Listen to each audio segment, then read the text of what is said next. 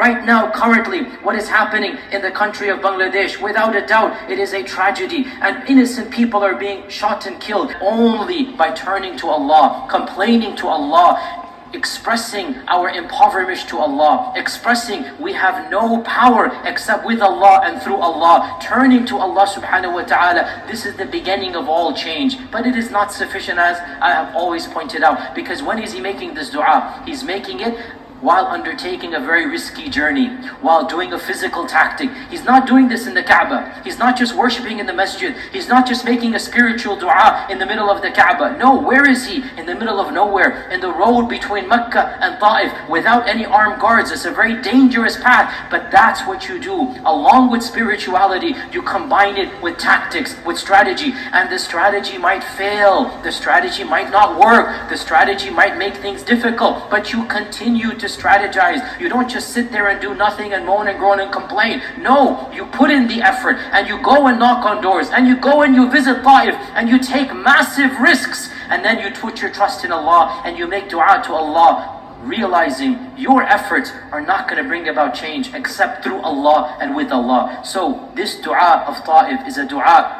we should memorize, and we should use it according to our own wordings. Obviously change the wordings for what we need to do. We should use it in our own lives, and we should gain comfort that subhanAllah, even in the most darkest of times, when life becomes very difficult, it is at those times that subhanAllah the light begins to come and change happens, and that is by turning to Allah subhanahu wa ta'ala. Dear Muslims, when the non-Muslims attack us, when enemies of Islam attack us, there's no doubt that it is painful, but at the same time we understand there is an element of animosity, that the people that are doing this, they have no iman in Allah. What do you expect them to do?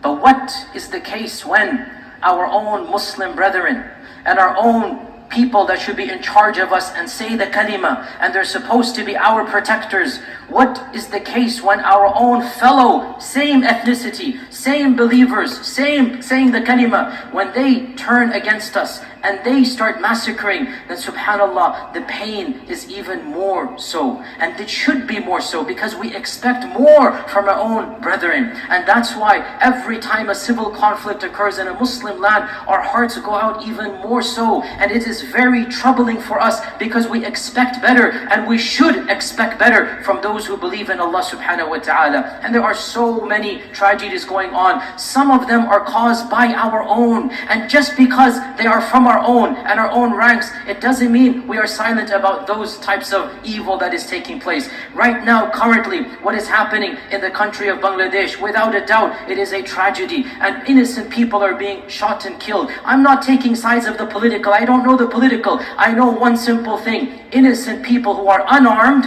are being shot by people who are armed. This is something that every Muslim, there are no two opinions about this. Even if you disagree politically, there are ways that you can counter this without killing people. And these are people that are on the streets and they are doing whatever they're doing. Even if you disagree with the policy, it doesn't justify the types of murder and the types of killing that is going on. And there's no doubt that we as Muslims, we have to speak out against this and say, this is not something that should be done. But these are Muslims fighting other Muslims for the sake of power, for the sake of money. Without a doubt, this is something that hurts us even more, because when the kafir does it, at least we excuse them, that what do you expect from this person? But when a Muslim does something like this, without a doubt, it is something that causes double grief and double pain. And just because it's a Muslim, it doesn't mean we just give them a pass. No, on the contrary, it becomes even more imperative that we speak out and we try our best to knock some sense and to say this is not the way that should be done. So the least that we can do, we preach out against this. We condemn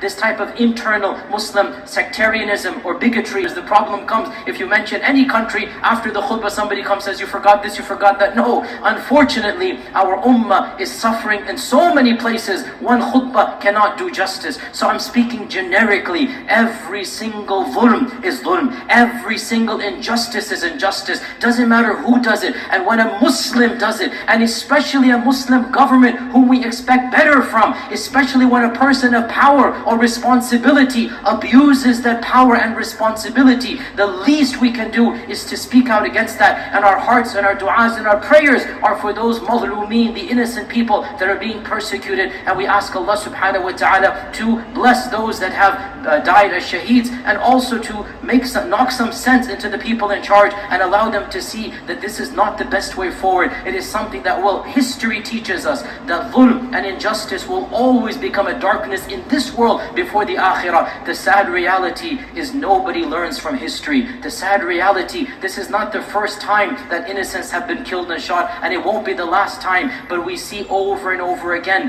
that killing innocent people and acting in a brutal manner will never bring about actual justice.